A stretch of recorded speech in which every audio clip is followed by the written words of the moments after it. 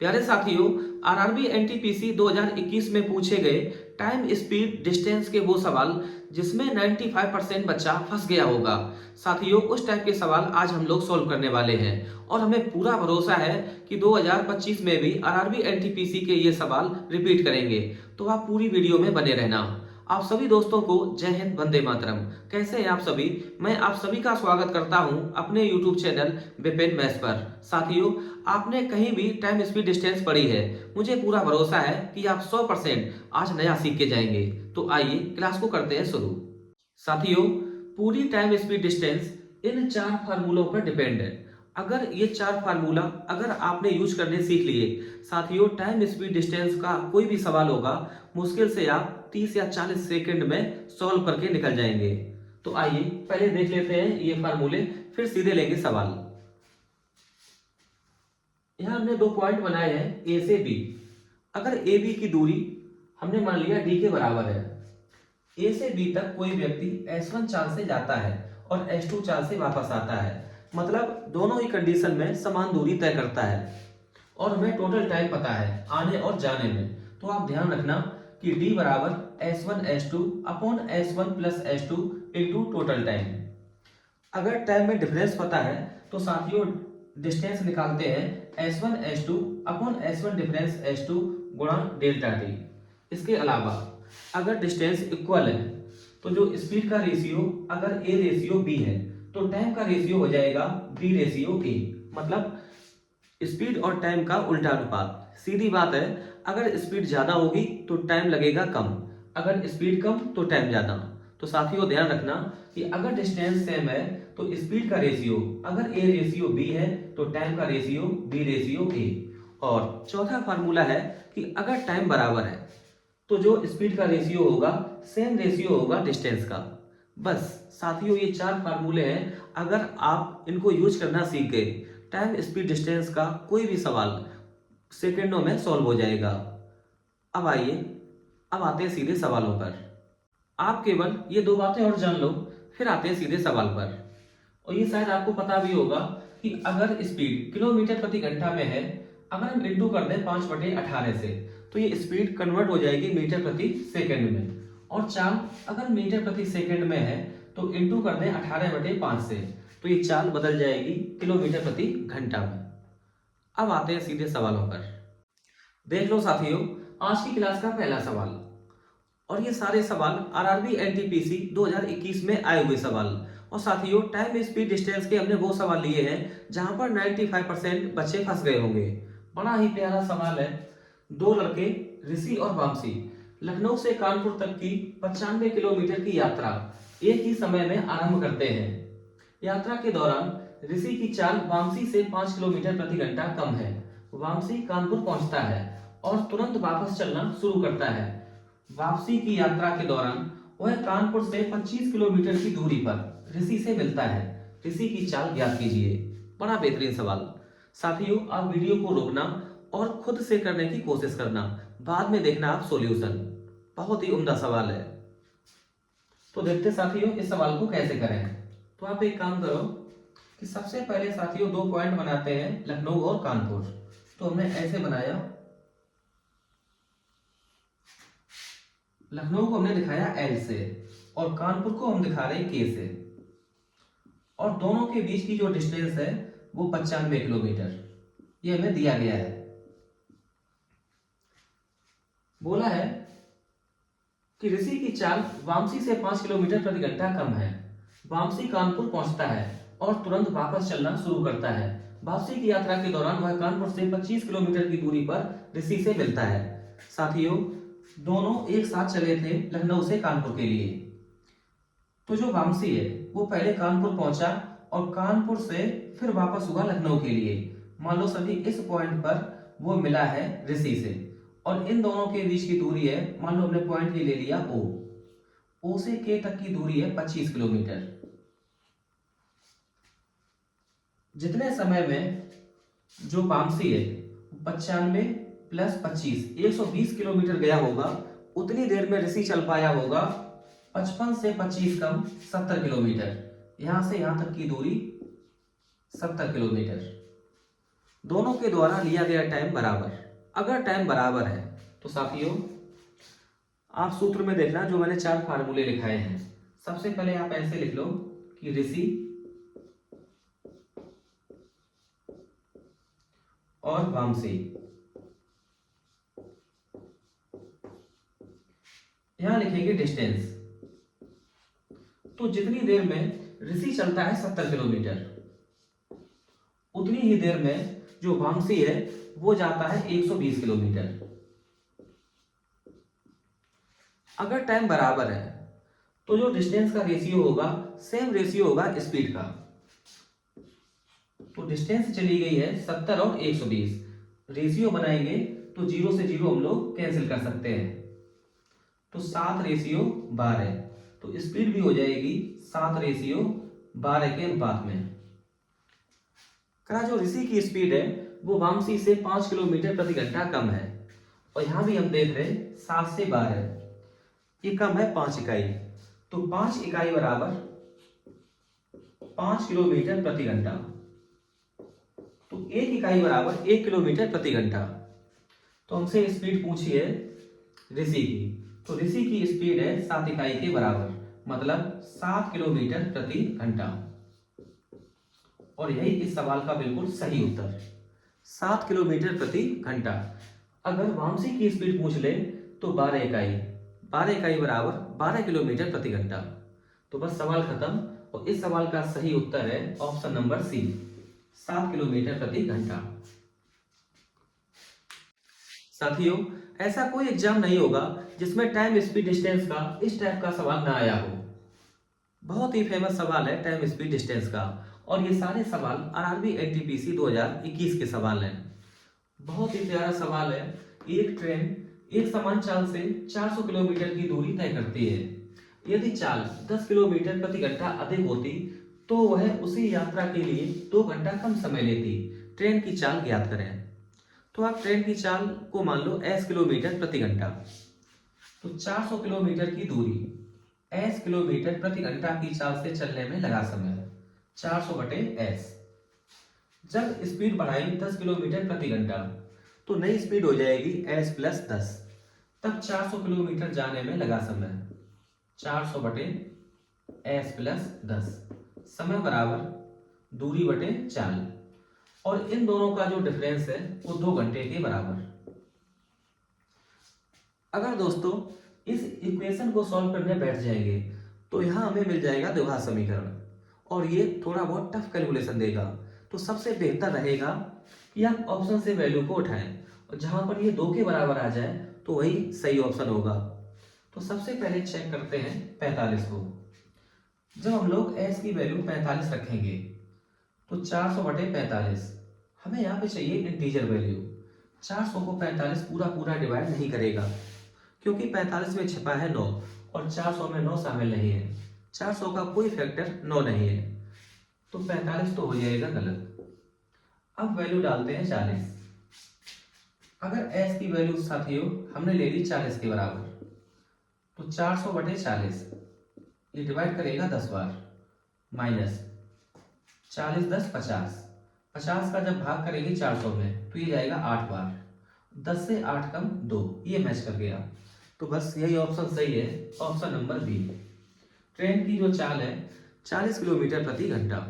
अगर साथियों इस टाइप से अगर कभी भी सवाल आते हैं तो सबसे बेहतर तरीका यही है, आप मुश्किल से 10 या 15 सेकंड में बिल्कुल सही ऑप्शन तक पहुंच सकते हैं। हमें पूरी उम्मीद है कि ये तरीका आपको बहुत अच्छे से समझ में आया होगा। बढ़ते हैं अगले सवाल की ओर। चोर पुलिस से रिलेटेड एक बहुत ही गजब सवाल पूछा गया है आरआरबी एनटीपीसी 2021 में, लेकिन उससे पहले आप ये सवाल देखो चोर पुलिस से संबंधित, उसके बाद वो सवाल कराएंगे। बहुत ही बेहतरीन सवाल है। 500 मीटर की दूरी से एक पुलिसकर्मी को देखकर एक चोर 10 किलोमीटर प्रति घंटा की चाल से दौड़ने लगता है। उसे देखकर पुलिसकर्मी तुरंत 12 किलोमीटर प्रति घंटा की चाल से उसका पीछा करता है और चोर को पकड़ लेता है। पुलिसकर्मी द्वारा तय की गई दूरी कितनी है? तो हमने ऐसे बनाया कि इस पॉइंट पर है पुलिस वाला और यहां पर है चोर। यहाँ पुलिस और यहां पर है चोर, और दोनों के जो बीच की दूरी है वो 500 मीटर, ये डिस्टेंस है 500 मीटर के बराबर। जैसे ही चोर ने पुलिस वाले को देखा, उसने भागना स्टार्ट किया और उसका पीछा किया पुलिस वाले ने। मानो सभी इस पॉइंट पर चोर पकड़ा गया। चोर की चाल है 10 किलोमीटर प्रति घंटा और पुलिस वाले की चाल है 12 किलोमीटर प्रति घंटा। तो यहाँ से एक बात बिल्कुल क्लियर है कि जितनी देर तक चोर यहाँ से यहाँ तक पहुंचा है, पुलिस वाला बिल्कुल सेम टाइम में यहाँ से यहाँ तक पहुंचा है। मतलब दोनों के द्वारा लिया गया समय बराबर। अगर टाइम बराबर है तो जो स्पीड का रेशियो होगा सेम रेशियो होगा डिस्टेंस का। अगर हम ऐसे लिखें कि यहाँ पुलिस और ये चोर, ध्यान रखना साथियों, जो स्पीड का रेशियो वही डिस्टेंस का रेशियो। पुलिस वाले की चाल है 12 किलोमीटर प्रति घंटा और चोर की चाल है 10 किलोमीटर प्रति घंटा। रेशियो लेंगे तो 6:5। पुलिस वाले द्वारा तय की गई दूरी 6 यूनिट और चोर द्वारा तय की गई दूरी 5 यूनिट। तो आप देख पा रहे होंगे कि इससे 1 यूनिट ज्यादा, और इस 1 इकाई की वैल्यू सवाल में पता है 500 मीटर के बराबर। जब पुलिसकर्मी 500 मीटर ज्यादा दौड़ेगा चोर से, तभी वो चोर को पकड़ पाएगा। तो 1 इकाई बराबर 500 मीटर, और हमसे पूछा गया है पुलिसकर्मी द्वारा तय की गई दूरी, और ये है 6 के बराबर। 1 इकाई बराबर 500 मीटर, तो 6 इकाई बराबर 6 का गुणा करेंगे तो ये आएगा 3000 मीटर। 3000 मीटर या 3 किलोमीटर। तो 3 किलोमीटर इस सवाल का बिल्कुल सही उत्तर, ऑप्शन नंबर बी ये सही है। चोर पुलिस से संबंधित इससे बेहतरीन सवाल मैंने आज तक नहीं देखा। बहुत प्यारा सवाल है। एक चोर एक वस्तु चुराता है और 15 किलोमीटर प्रति घंटा की चाल से वहां से भाग जाता है। एक पुलिसकर्मी 4 मिनट के बाद घटना स्थल पर पहुंचता है और तुरंत चोर का पीछा शुरू करने के 16 मिनट बाद दोनों के बीच 200 मीटर का अंतर रहता है।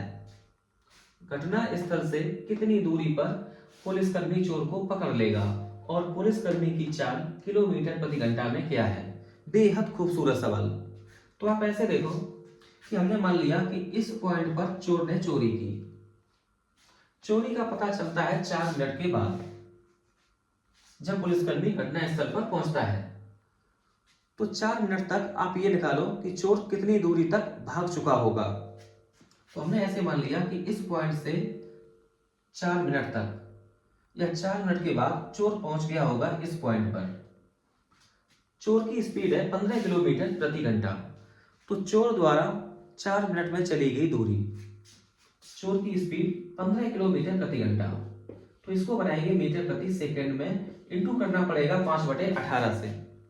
4 मिनट में चली गई दूरी, तो 4 इंटू करेंगे 60 से, ये हमने बना लिया सेकंड में।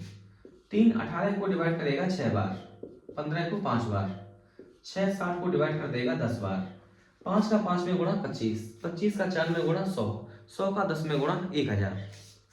तो यहां से लेकर यहां तक की जो डिस्टेंस है वो 1000 मीटर। अब चोर इस पॉइंट पर है और जो पुलिसकर्मी है वो यहां पर है। पुलिसकर्मी को हमने दिखाया पीछे और इस पॉइंट पर है चोर। ध्यान रखना साथियों कि जो चोर की चाल है 15 किलोमीटर प्रति घंटा। अब सवाल में बोला है, इसको हम करते हैं साफ।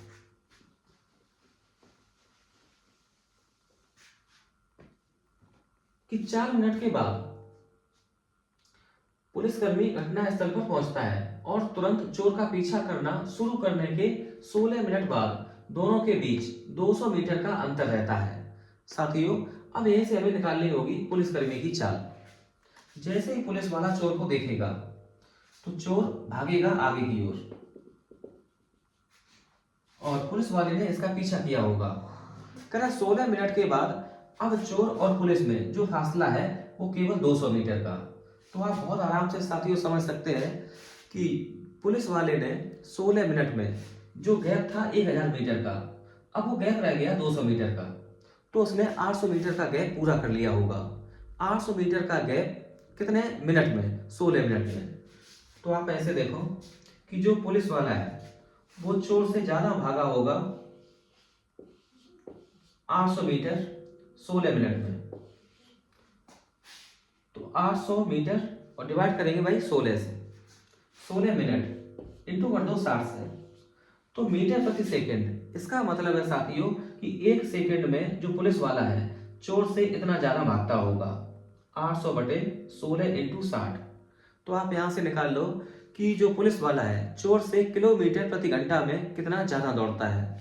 तो इंटू करा दो आप 18 बटे 5 से। अब इसको कर लो सॉल्व। जीरो से ये जीरो कैंसिल, 16 पंचे 80 और ये 80 कैंसिल, 6 18 को डिवाइड करेगा 3 बार। तो पुलिस वाले की जो चाल है वो चोर से 3 किलोमीटर प्रति घंटा ज्यादा है। और चोर की चाल साथियों में पता है 15 किलोमीटर प्रति घंटा। तो यहां से पुलिस वाले की चाल आराम से हम लोग निकाल पाएंगे। 15 में जोड़ेंगे 3, तो पुलिस वाले की चाल आएगी 18 किलोमीटर प्रति घंटा। और ऐसा ऑप्शन केवल ऑप्शन नंबर बी, और यही साथियों सही होने वाला है।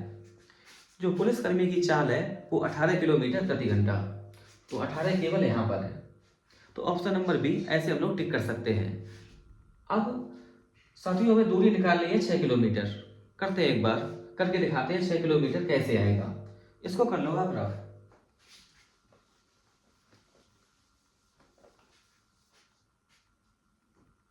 अब चोर की जो चाल है वो 15 किलोमीटर प्रति घंटा और पुलिस वाले की चाल 18 किलोमीटर प्रति घंटा। अब ये सवाल बन गया पुराना साथियों, यहां लिखना है 18 और चोर की चाल है 15 किलोमीटर प्रति घंटा। मान लो इस पॉइंट पर चोर पकड़ा जाता है, तो यहां से जितनी देर भागा है चोर उतनी देर भागा होगा पुलिस वाला। अब ये सवाल बन गया साथियों, जो हमने सवाल किया है इससे पहले वाला सवाल, अब ये सेम सवाल हो गया। चोर की स्पीड पता है, पुलिस वाले की स्पीड पता है, दोनों के बीच का गैप पता है 1000 मीटर। यहां से यहां तक जितनी देर चोर भागा बिल्कुल उतने ही टाइम के लिए पुलिस वाला भी भागा है यहां से यहां तक। तो दोनों स्थितियों में टाइम बराबर है। अगर टाइम बराबर है तो जो स्पीड का रेशियो वही डिस्टेंस का रेशियो। तो 18 रेशियो 15 रेशियो बनाएंगे तो 6 रेशियो 5। ध्यान रखना साथियों, यही स्पीड का रेशियो है, यही डिस्टेंस का रेशियो है। तो पुलिस वाला चोर से ज्यादा भागा है 1000 मीटर। यहाँ 5 से 6 एक इकाई, तो इस एक इकाई की जो वैल्यू है वो 1000 मीटर। पुलिस वाले द्वारा चलेगी दूरी 6 इकाई के बराबर, तो 6 इकाई बराबर 6000 मीटर। 6000 मीटर या 6 किलोमीटर। तो ऑप्शन नंबर बी ये करेक्ट। साथियों बहुत बढ़िया सवाल था और हमें उम्मीद है कि आप इस सवाल को समझ पाए होंगे। प्यारे साथियों, आपको एक फार्मूला और पता होना चाहिए कि अगर ए और बी ये दो स्थान है और बिंदु ए से एक रेलगाड़ी एक्स और उसी सेम टाइम में पॉइंट बी से कोई रेलगाड़ी वाई एक दूसरे की ओर चलती है और मिलने के बाद मान लो ये दोनों रेलगाड़ियां मिल गई सी पर अपने गंतव्य पर, मतलब जो रेलगाड़ी एक्स है वो सी से बी तक जाने में उसे टाइम लगा t1 और मिलने के बाद जो रेलगाड़ी वाई है वो सी से ए तक आने में उसे टाइम लगा t2। तब x और y का जो रेशियो आएगा, जो x और y की स्पीड का रेशियो है अंडर रूट t2 बटे t1। और ये साथियों ध्यान रखना क्योंकि अगला सवाल इसी से रिलेटेड है, बहुत इंपॉर्टेंट है, इसको आप ध्यान रख लेना। आज की क्लास का 5वां सवाल और बेहद जानदार सवाल। राम ए पर है और श्याम बी पर है। वे एक साथ एक दूसरे की ओर बढ़ते हैं। रास्ते में एक दूसरे से मिलने के बाद राम को बी तक पहुंचने में 2 घंटे लगते हैं और श्याम को ए तक पहुंचने में 8 घंटे लगते हैं। यदि राम की चाल 40 किलोमीटर प्रति घंटा है तो श्याम की चाल कितनी है? तो आप ऐसे देखो कि हमने ये 2 पॉइंट ले लिए ए और बी, यहां पर ए और यहां पर बी। बोला है कि राम ए पर है तो राम यहाँ पर है और जो श्याम है वो पॉइंट बी पर है। ये दोनों एक ही समय पर एक दूसरे की ओर चलते हैं और हमने मान लिया कि साथियों ये दोनों मिले होंगे पॉइंट ओ पर। करा मिलने के बाद जो राम है वो बी तक पहुंचा है 2 घंटे में, तो यहां से यहां तक का जो टाइम है राम का वो 2 घंटे, और जो श्याम है मिलने के बाद मतलब ओ से ए तक ये आया है 8 घंटे में। जो 2 घंटे ये वैल्यू होती है सर ये T1 की, और जो 8 घंटा यहां से यहां तक का टाइम ये होता है T2। तो सर जी अभी हमने बताया कि मिलने के बाद जो इन दोनों की स्पीड का रेशियो होगा राम बटे श्याम,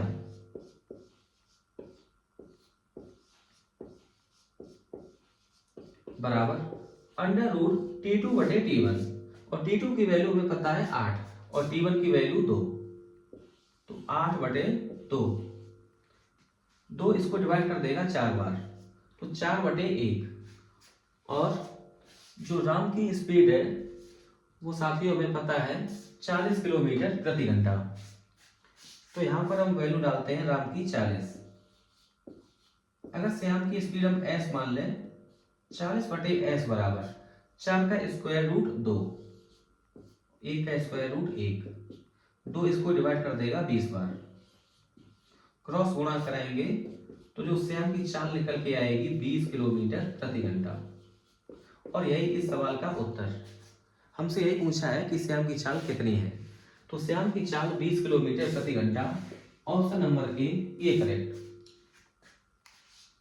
अगर आपसे इस टाइप के सवाल 1 मिनट के अंदर लगने लगे तो आप समझ जाना कि आप सिलेक्शन के बहुत नजदीक हैं। क्वेश्चन नंबर 6 बहुत ही प्यारा सवाल। राम एक ट्रेन से एक निश्चित दूरी तय करता है। यदि ट्रेन की चाल 8 किलोमीटर प्रति घंटा अधिक होती है तो इसे यात्रा में 20 मिनट कम समय लगता है। यदि चाल 4 किलोमीटर प्रति घंटा कम होती तो इसे यात्रा में 40 मिनट अधिक समय लगता। तय की गई दूरी कितनी है? बहुत ही गजब सवाल। साथियों यहाँ हमें वो सूत्र टाइम डिफरेंस वाला 2 बार लगाना पड़ेगा, S1 S2 upon S1 difference S2 into delta T. तो लगाते हैं पहली कंडीशन में कि अगर चाल 8 किलोमीटर प्रति घंटा अधिक होती है, हमने ऐसे मान लिया कि जो ट्रेन की वास्तविक चाल है वो s किलोमीटर प्रति घंटा, तो d equal to S1 S2, वास्तविक चाल s, तो 8 किलोमीटर प्रति घंटा अधिक होती है, s प्लस 8, डिफरेंस आएगा 8 के बराबर, इंटू डेल्टा टी, समय में अंतर आता है 20 मिनट का, तो हम लोग लिखेंगे 20 बटे 60, हमने बना लिया घंटे में। अब देखते हैं सेकंड कंडीशन। यदि चाल 4 किलोमीटर प्रति घंटा कम होती तो यहां से एक बार फिर हमें ये सूत्र लगाना पड़ेगा, S1 का मतलब S। अब की बार जो स्पीड है 4 किलोमीटर प्रति घंटा कम है, S माइनस 4, डिफरेंस आएगा 4 इंटू डेल्टा टी, तो 40 मिनट अधिक समय लगता है, इंटू करेंगे 40 बटे 60, और दोनों कंडीशन में तय की गई दूरी बराबर। अब इस इक्वेशन से साथियों हम लोग वैल्यू निकालेंगे s की, तो हमें ट्रेन की वास्तविक चाल मिल जाएगी। हो सकता है साथियों इस टाइप के सवाल में आपसे पूछ ले कि ट्रेन की वास्तविक चाल कितनी है, तो जब हम इस इक्वेशन को सॉल्व करेंगे तो s की वैल्यू पता लग जाएगी। फिर अगर हमें डिस्टेंस निकालनी है, चाहे आप s का मान यहाँ पे रखना और चाहे यहाँ पे, आपको डिस्टेंस बहुत आराम से पता लग जाएगी। तो करते हैं इसको सॉल्व, तो ये 60 से ये 60 हो जाएगा कैंसिल, 4 इसको डिवाइड करेगा 2 बार, 20 40 को डिवाइड कर देगा 2 बार, तो यहां 2 जिंदा है तो सामने से कर दो क्रॉस गुणा, और s से ही s कैंसिल, तो s प्लस 8 बराबर, यहां 2 2 का 2 में गुणा 4, तो अंदर गुणा करेंगे 4s माइनस, और ये बनेगा 16, s को ले जाएंगे उधर, तो 4s माइनस s, तो ये रहेगा 3s, तो 3s इक्वल टू 16 में 8 जोड़ेंगे 24। तो यहां से s की वैल्यू आएगी 8 किलोमीटर प्रति घंटा। अगर ट्रेन की चाल पूछी जाए तो 8 किलोमीटर प्रति घंटा, लेकिन हमसे ट्रेन की वास्तविक चाल नहीं पूछी है, हमें निकालनी है दूरी। अब दूरी निकालने के लिए साथियों s का मान चाहे आप इस यहाँ पर रख दो और चाहे यहाँ पे, तो रखते हैं यहाँ पर। s की वैल्यू है 8 के बराबर, तो डिस्टेंस आएगी 8 इंटू 8 में 8 जोड़ेंगे 16 बटे 8 इंटू 20 बटे 60। तो 8 से ही 8 कैंसिल, 16 4 से कर दो आप डिवाइड, सॉरी आप 20 से कर दो डिवाइड, एक बार ये 3 बार, तो 16 बटे 3। तो ये डिस्टेंस निकल के आ गई 16 बटे 3 किलोमीटर। और यही इस सवाल का सही उत्तर है, ऑप्शन नंबर ए ये करेक्ट है। साथियों पूरी इज्जत देना इस सवाल को, बड़ा ही प्यारा सवाल है और मैंने आज तक टाइम स्पीड डिस्टेंस में इस टाइप का सवाल नहीं देखा। बहुत ही गजब सवाल। ए, बी और सी सभी एक ही स्थान से अपनी यात्रा शुरू करते हैं और तीनों समान रास्ते से जाते हैं। हालांकि ए 60 किलोमीटर प्रति घंटा की चाल से, बी 75 किलोमीटर प्रति घंटा की चाल से और सी 80 किलोमीटर प्रति घंटा की चाल से यात्रा करता है। इसके अलावा ए बी से 5 घंटे पहले यात्रा शुरू करता है। यदि यात्रा के दौरान बी और सी दोनों एक ही समय पर ए से आगे निकलते हैं तो ए द्वारा यात्रा शुरू करने के कितनी देर बाद सी ने यात्रा शुरू की। बहुत ही उम्दा सवाल। तो आप ऐसे देखो, हमने ऐसे मान लिया कि इस पॉइंट पर तीनों ए बी और सी अपनी यात्रा शुरू करते हैं इस पॉइंट से। जो ए है वो बी से 5 घंटे पहले चला है, तो इन 5 घंटों में ए ने कितनी दूरी तय की होगी। तो ए की चाल है 60 किलोमीटर प्रति घंटा, तो 60 में गुणा करेंगे 5, तो यहां से यहां तक की जो डिस्टेंस आएगी वो 300 किलोमीटर। अब साथियों इस पॉइंट पर होगा ए और इस पॉइंट पर होगा बी। बी यहां से यात्रा शुरू करेगा और ए यहां से आगे जाएगा। तो हमने ऐसे मान लिया कि इस पॉइंट पर, चलो हमने मान लिया कि आर पॉइंट है एक, तो इस पॉइंट पर जो बी है वो ए को क्रॉस करता है बिंदु आर पर। ए की जो स्पीड है वो 60 किलोमीटर प्रति घंटा और बी की स्पीड है 75 किलोमीटर प्रति घंटा। सबसे पहले आप ये निकालो कि जो बी है वो कितनी देर बाद ए को क्रॉस करेगा। अभी दोनों के बीच फासला है 300 किलोमीटर का। बी की चाल 75, ए की चाल 60, तो 1 घंटे में अंतराल पूरा होगा 15 किलोमीटर का। तो 300 किलोमीटर का अंतराल पूरा करने के लिए बी को टाइम लगेगा 20 घंटे। 20 घंटे में जो बी है वो ए को क्रॉस करेगा। तो हमने पहले ही मान लिया साथियों कि वो पॉइंट आर है जहां पर बी ए को क्रॉस करेगा। तो हम लोग शुरुआत से आर तक की दूरी निकाल सकते हैं। शुरुआती पॉइंट हमने मान लिया पी, तो पी आर की डिस्टेंस निकाल सकते हैं बहुत आराम से। पी आर बराबर जो बी की स्पीड है 75 किलोमीटर प्रति घंटा, 20 घंटे में चली गई दूरी, तो ये आ जाएगी 1500 किलोमीटर। तो एक बात पता चल गई कि 1500 किलोमीटर दूर स्टार्टिंग पॉइंट से बी ए को क्रॉस करेगा और हमें यह भी पता है कि यहीं पर सी भी ए को क्रॉस करेगा, क्योंकि इसी पॉइंट पर बी और सी दोनों एक साथ ए को क्रॉस करते हैं। तो बिंदु आर पर सी भी ए को क्रॉस करेगा। इस पॉइंट तक पहुंचने में ए द्वारा लिया गया समय, बी द्वारा लिया गया समय 20 घंटा, तो ए द्वारा लिया गया समय 20 में 5 जोड़ेंगे 25 घंटा, क्योंकि जो ए है उसने बी से 5 घंटे पहले यात्रा शुरू की थी, तो ए ने समय लिया होगा 25 घंटे। अब आप ये निकालो कि सी ने ए को क्रॉस जब किया होगा तब कितने घंटे लिए होंगे, मतलब शुरुआत से और वो पॉइंट जहां पर उसने ए को क्रॉस किया कितनी देर में वो पहुंचा होगा बिंदु आर पर। तो टोटल डिस्टेंस 1500 किलोमीटर और सी की स्पीड है 80 किलोमीटर प्रति घंटा। 80 से कर दो डिवाइड, तो 0 से ये 0 कैंसिल, 2 से काटेंगे 75 और 2 से डिवाइड करेंगे 4, तो ये आ जाएगा 19 चौको 76। 19 घंटे में 15 मिनट कम, मतलब 18 घंटे 45 मिनट। सी द्वारा लिया गया समय 18 घंटे 45 मिनट। अब आप ऐसे देखो कि स्टार्टिंग पॉइंट से और बिंदु आर तक ए और सी दोनों एक साथ पहुंचते हैं।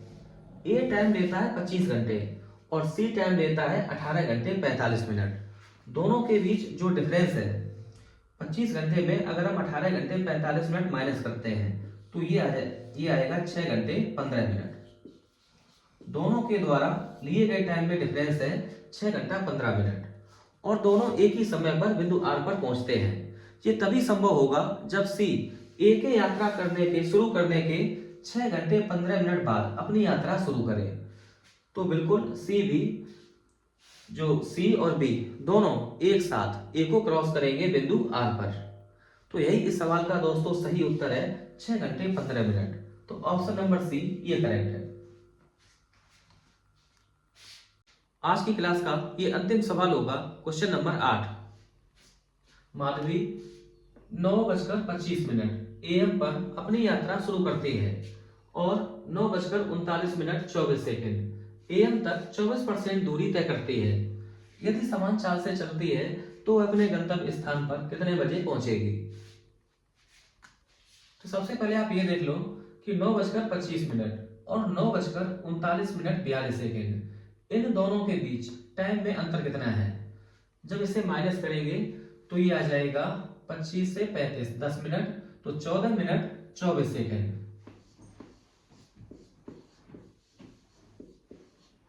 24 सेकेंड को आप बना लो मिनट में, तो 24/60। अब ये भी हो जाएगा मिनट में। 12 से डिवाइड कर दें तो ये 2 बार, इसको 12 डिवाइड करेगा 5 बार, 14 × 5 = 70, 70 और 2 72। तो 72/5 मिनट में यात्रा पूरी होती है 24%। पूरी यात्रा कितने बजे पूरी हो जाएगी। तो आप ऐसे देखो कि 72/5 मिनट टाइम लगता है 24% यात्रा में, तो 24% की वैल्यू है 72/5। अगर हम लोग 24 से डिवाइड कर दें तो 1% यात्रा का 1% ये पूरा होगा 24 × 72, 3/5 मिनट में, और टोटल यात्रा है 100%। तो 100% यात्रा पूरी होगी तो यहाँ 100 का गुणा कराएंगे 300, 300/5 मिनट बराबर 60 मिनट। मतलब पूरी यात्रा जो कंप्लीट होगी वो 60 मिनट मतलब 1 घंटे में। तो 1 घंटे बाद बिल्कुल वह अपने गंतव्य स्थान पर पहुंच जाएगा। किसके 1 घंटे बाद? 9:25 AM। अगर 1 घंटा जोड़ेंगे तो 10:25 पर, सुबह 10:25 पर वह अपने गंतव्य स्थान पर पहुंच जाएगा। यही इस सवाल का बिल्कुल सही उत्तर। तो साथियों, आज की क्लास यहीं पर खत्म करते हैं। हमें उम्मीद है कि आज के सवाल आपको बिल्कुल पसंद आए होंगे। और साथियों, ये वो सवाल थे जहां पर बच्चों ने जब एग्जाम दिया होगा RRB NTPC 2021 में, तो 95% बच्चा फंसा होगा। तो आज की क्लास में बस इतना ही। क्लास अगर पसंद आई हो तो प्लीज़ इसको लाइक करें, शेयर करें, सब्सक्राइब करें। वीडियो को अंत तक देखने के लिए आपका दिल से धन्यवाद। बहुत शुक्रिया, बहुत मोहब्बत, बहुत प्यार।